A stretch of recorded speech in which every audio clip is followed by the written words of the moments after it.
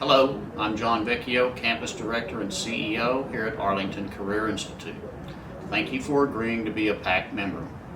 Our accreditor has amended the PAC process, and we need meaningful dialogue and input from all PAC members. So please, tell us what we're doing right and tell us what we can do to improve. Thank you again for agreeing to be a PAC member, and enjoy the tour video. Good morning and welcome to ACI. My name is Alana and what a pleasure for you to be here. We are in the Sims Lab and today I'm going to show you many things that we use to simulate what we do in the real world on real patients. But unfortunately, we have Jane and Jamie. You ready? Okay. So for us, personal PPE is important. Why? Because it stops the spread of infection. So what we do, we use Sani-Cloths. Sani-Cloths are hospital-grade sanitary napkins so that we can properly clean our mannequins and make sure we are not spreading infection because as we know, infection causes death. Yes. We don our gloves, universal precaution. We don our face masks to stop the spread of droplet precautions. We do have our PPE. This may look very familiar as we dealt with the COVID pandemic over the years. Now, I want to kind of gear towards some other things.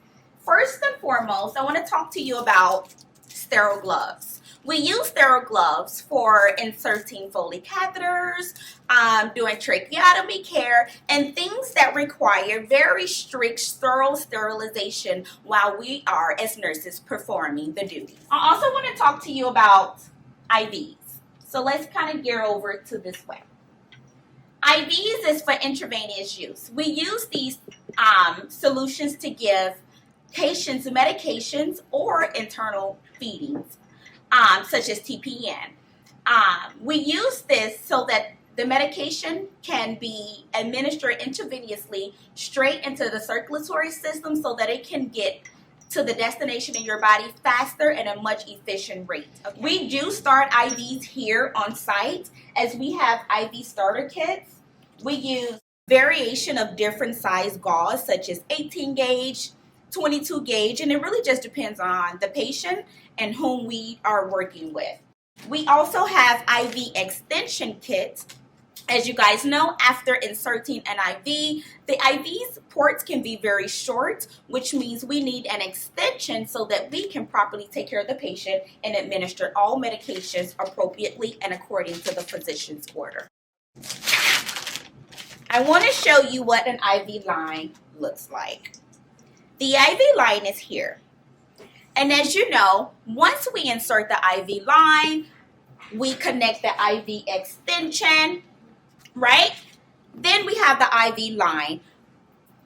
We connect the IV line to the bag of medication. Regardless of what the medication is, that doesn't matter. It's the fact that we have medication in a bag that we are going to administer to the patient. So once we administer the medication to the patient, this is the line that is going to be used so that the medication can appropriately and effectively get from the bag of medication to the patient. Got it? Cool. Now, let's move along. One thing I love about the Sims Lab is because it gives you the opportunity to practice before you enter the real world. We want safe, efficient nurses. Competent, efficient nurses. So I want to kind of turn our heads to another skill and or some tools, medical tools that we use to form our care. Many of our patients have G-tubes. Many of our patients have trachs. What is a trach, some may ask? A trach is an artificial opening in the trachea that allow our patients to be able to breathe. Many of our patients have COPD or maybe atelectasis of the lungs and they just can't breathe like the normal person. So an artificial opening is inserted into the trachea so that our patients can properly breathe. Yes, properly breathe.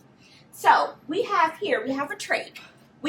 What's important is that our patients don't get atelectasis, which is the inability to breathe, which causes many of our patients to develop pneumonia.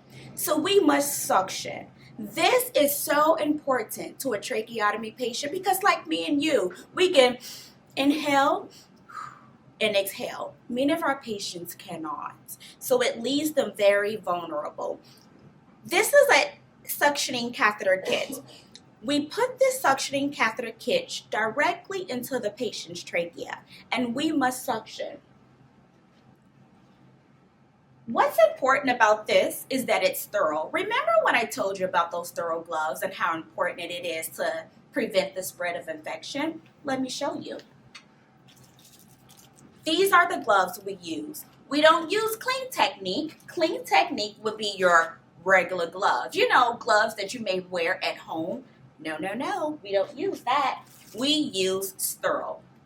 We are really big on sterility here at ACI. Why? Because as we know that the number one way to prevent infection is by using hand hygiene first and by practicing sterile techniques the proper way. So we're going to connect the tubing together like this. And this tubing is connected to the wall. Here we have suctioning. Are you able to see that? Now we have the Foley catheter. Do you know what a Foley catheter is? No worries, I'll tell you. A Foley catheter is a system that we use to insert into the patient's bladder so that we can eliminate the urine. Most patients do not have the ability to urinate on their own, which means they need our help. No worries. We use the closed system Foley catheter here, and I will show you some of the things that are in the Foley catheter that we use so that we can promote emptying of the bladder so that we don't cause other complications. As you know, Foley catheter is a sterile technique, so we won't go into details there. However, I will show you some of the things in the package that we use to carry out that procedure. We have sterile gloves. Can you guess what sterile gloves are used for? You got it, for sterile techniques. We have drapes. Drapes is so that we can keep down the waste and keep the area clean. We have iodine solution for cleaning. Iodine solution can be used, but other solutions can be used as well in place of iodine in the event that the patient is allergic to shellfish.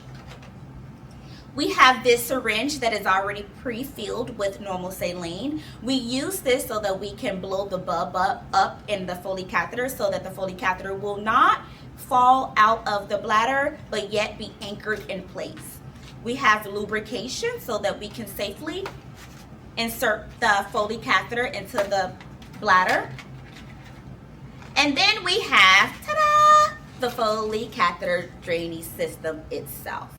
This may or may not be familiar to you, but it's very common in the healthcare field, and we use this to promote emptying the bladder itself, okay? I want to thank you for joining us here at ACI and our very own Sim Lab. Please come again and we welcome you. Have a great day and enjoy. Welcome to Arlington Career Nursing Assistant Program and Laboratory. My name is Teresa Ingram and I am the Program Director. I want to introduce you to some of the things we do here to help facilitate your learning in your future career. The Nursing Assistant Program is a very vital person in the care of our patients. So one of the most important things that you will learn is how to deal and how to position our patients. When we're teaching about patient care, the number one priority is patient safety. So you might ask yourself, why should I have to learn this? Isn't it simply just turn them around? Well, our medicines are weighted to give you a real life feel of how it feels to work with the human body. There's things you have to consider: the mobility of the patient, any kind of pain they might have, and the way to position them. What we use is a bed sheet to help get them to their side without grabbing the mannequin and maybe causing skin tears. All that is taught here at ACI in the Nursing Assistant Program. One of the vital procedures that you can learn would be to take a blood pressure. We use different pieces of equipment like our stethoscope to be able to hear what we're wanting to hear to take the BP. We also use a sphygmomanometer, which is known as a blood pressure cuff, to help us measure our patient's blood pressure. A blood pressure is an important vital sign in determining a patient's health. Another important piece of equipment that deals with mobility is our wheelchair. We also use what's called a gait belt or a transfer belt. When you have mobility, or that means moving one patient to another position or into another chair, you want to make sure that you keep safety in mind. And that's another reason why you need to come to Arlington Career Institute, because the skills we teach here prioritize patient safety above all else. Hi, my name is Mrs. Lysandra Wayman Brown. I am one of the exceptional medical assisting instructors here at Arlington Career Institute.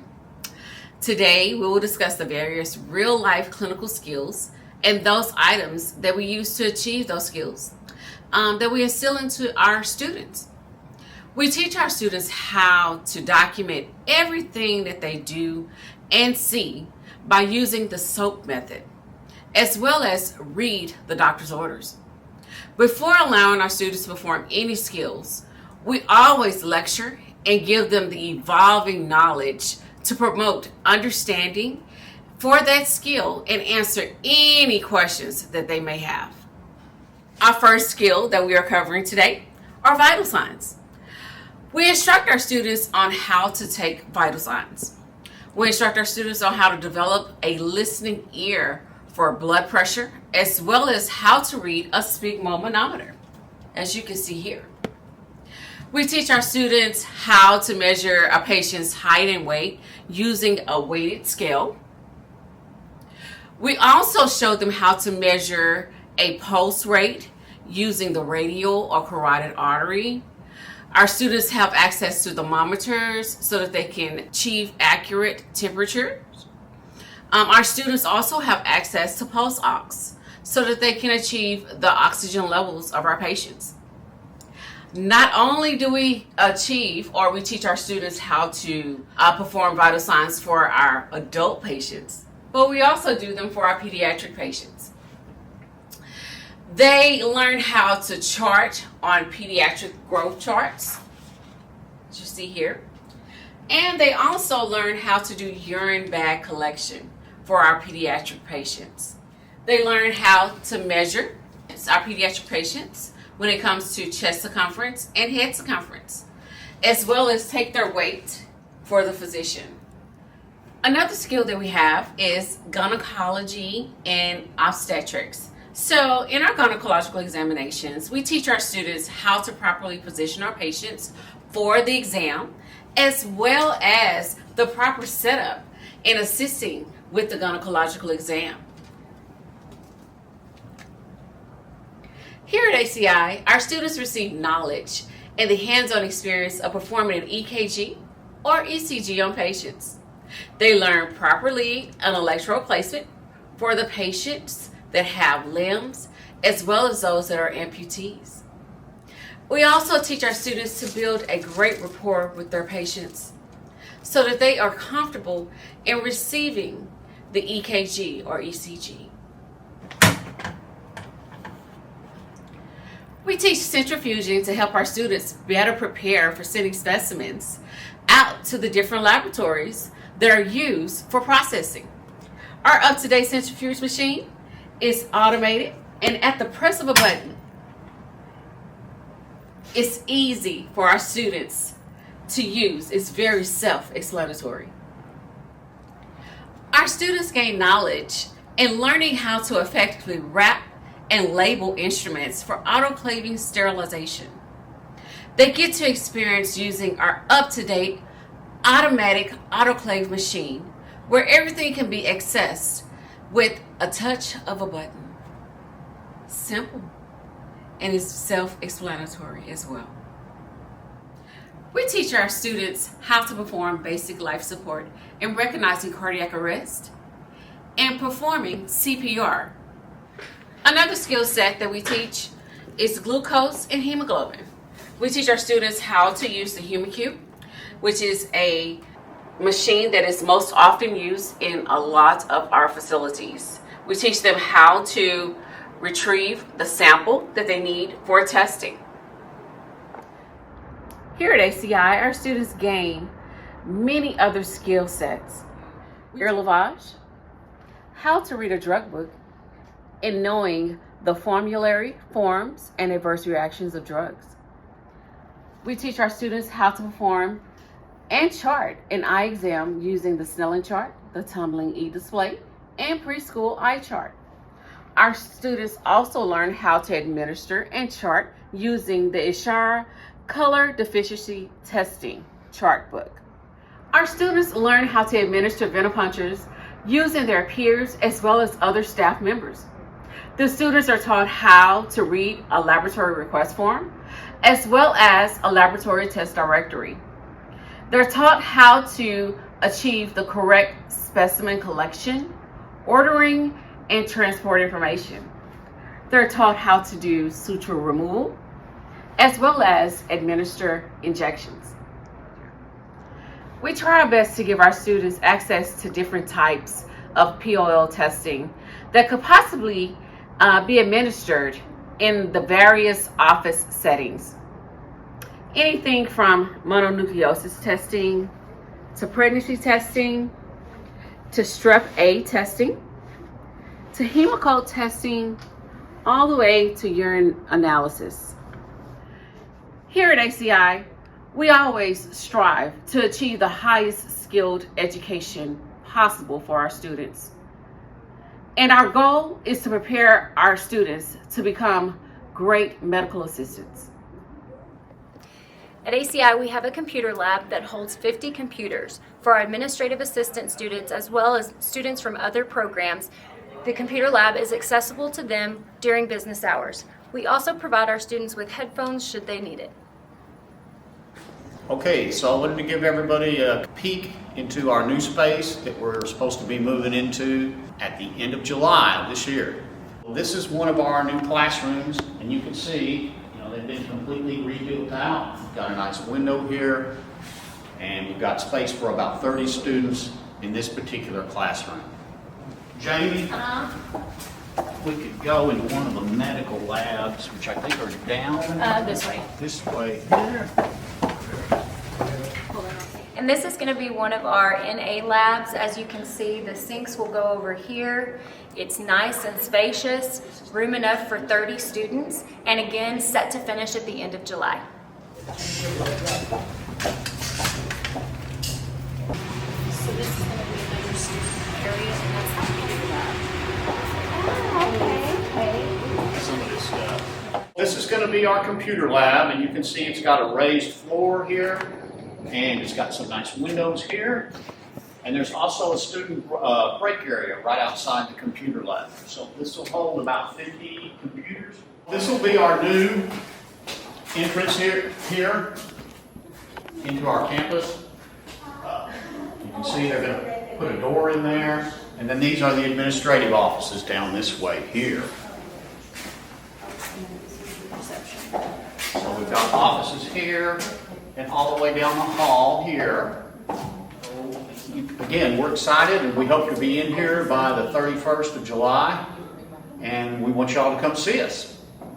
Thanks again for attending the PAC meeting and watching this tour video.